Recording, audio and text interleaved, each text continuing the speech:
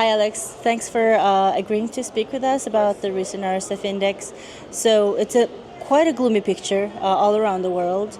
Can you give us the specifics of what we should be looking at the global level? Yes, of course. So although the physical attacks are the most obvious violations of press freedom around the world, it's actually the economic factor that we've noticed this year to decline the most around the world in almost all the countries. In 160 countries out of 180 countries around the world, the situation is considered as almost impossible for the economic stability of the media outlets in the global picture, while we have noticed that in most of the countries the media outlets are shutting down because of the economic pressure that is seen almost everywhere in every sector. Attacks against journalists were also one of the highlights, at least in the case of Mongolia. At the surface, it looks that Mongolia's situation improved because its score increased 1.5 points, and also rank actually moved forward by 7 places. And this has been kind of the key highlight domestically within the Mongolian context. If we put it into perspective, what should we actually be looking into when it comes to Mongolia? When we look at Mongolia's score, and I want to really emphasize this, is that the situation remains difficult, which is in the orange color in RSF Press Freedom map, and we haven't seen a huge increase and improvement of the situation over the year. Indeed, the rank of the Mongolia have increased slightly to 102 out of 180 countries globally. But at the same time, if you analyze all the scores in the index, the political factor was the one that actually declined during this year. And we see this as the result of the growing political pressure on the media outlets.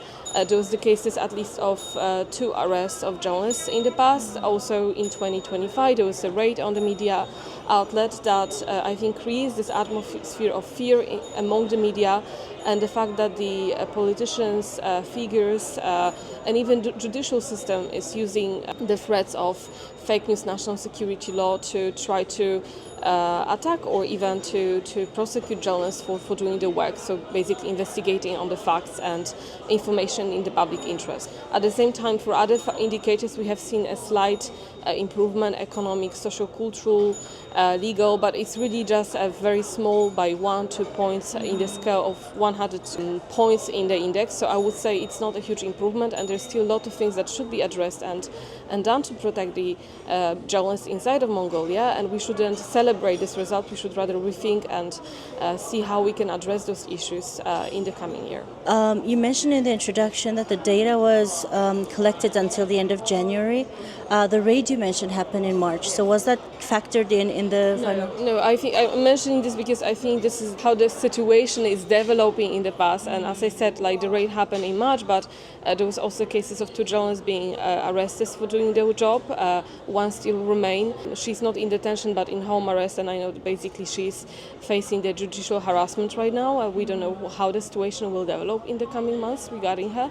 When we analyze the index and even barometer of RSF, so the tally of abuses against journalists in Mongolia, I would say since 2023 it was the first time that we have started to see this type of incident or situations. We haven't been noticing this in the past, which is really quite worrying trend. RSF and I think other local NGOs also noticed in terms of protection of journalists inside of the country.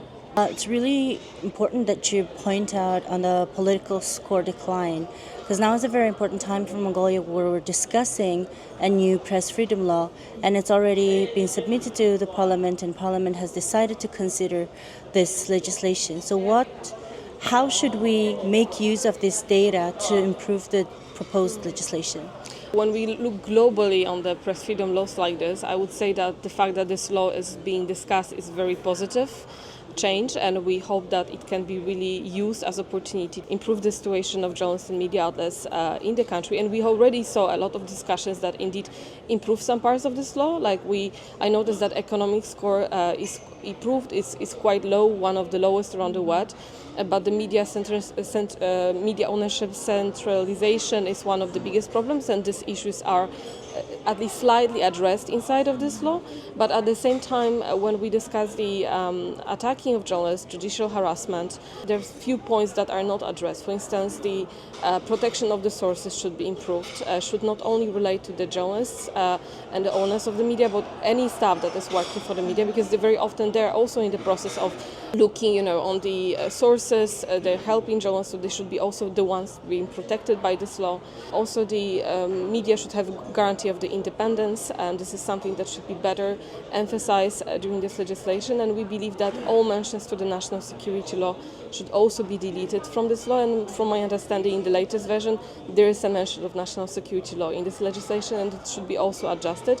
And only with these amendments, this law could be purely seen as the good way for the government parliament to try to improve the situation in Mongolia. Another thing that was mentioned after the RSF released its index, and you guys also released kind of a recommendation for global media organizations or all the stakeholders participating in media on the importance of supporting media organizations economically.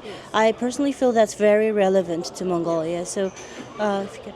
So for us, I would say that recommendations that we prepared, of course, are quite global and broad in this regard. But one thing that is very important, as I mentioned, is this media ownership centralization that should be addressed. And I hope with this law, the situation will improve. But we have also other more important, I think, global trends that we want to see happening.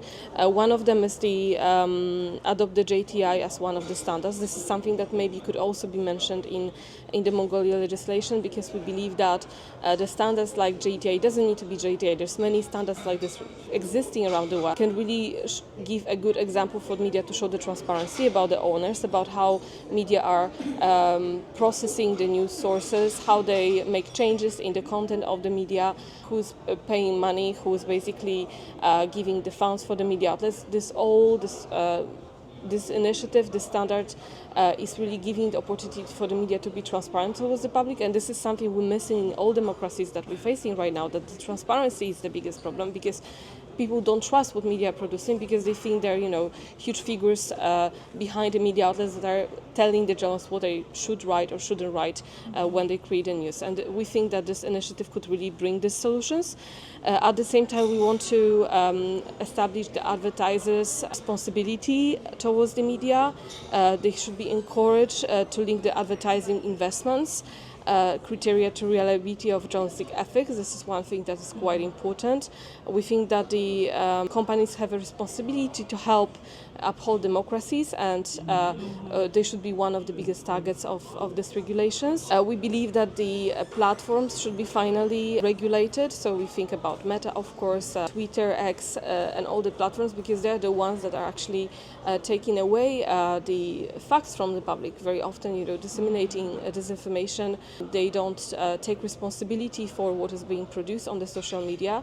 And not giving space and basically visibility for the media outlets that are doing a great work and basically trying to produce the news according to journalistic standards, according to the sources, the fact-check information. This is, I think, one of the biggest issues that creates this information chaos around the world, and that should be addressed. But media outlets cannot face it themselves. With the money that the platforms have, with the influence that they have, it doesn't need to be, a global, movement. It can come from the local legislation, and we see this in some of the countries. I think Indonesia has put some taxes on the social media platforms, for instance.